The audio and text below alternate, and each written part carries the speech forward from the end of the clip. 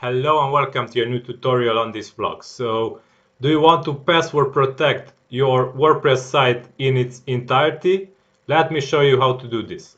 So, first of all, log into cPanel and go to Directory Privacy. You'll find it under Files section.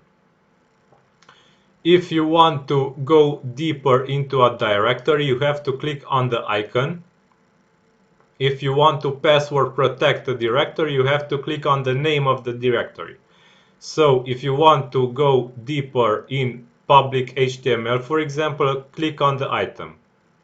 If you want to go back a level, click on up one level. So in this case, I want to password protect this folder. This folder corresponds to this website. So if we go to this website, you will see that it works. And okay, now let's go ahead and password protect it.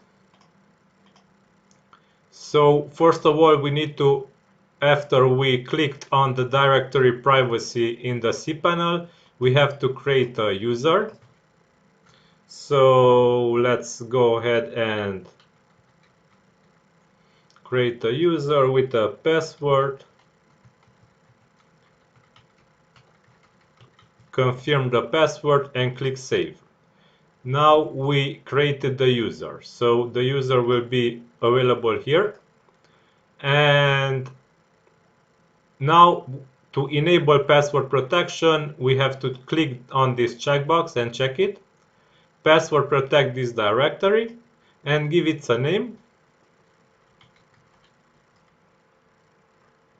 And click save.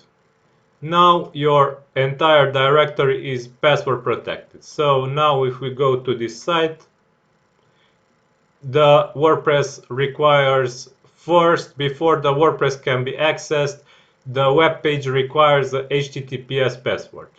So let's enter the password we used, and here it is.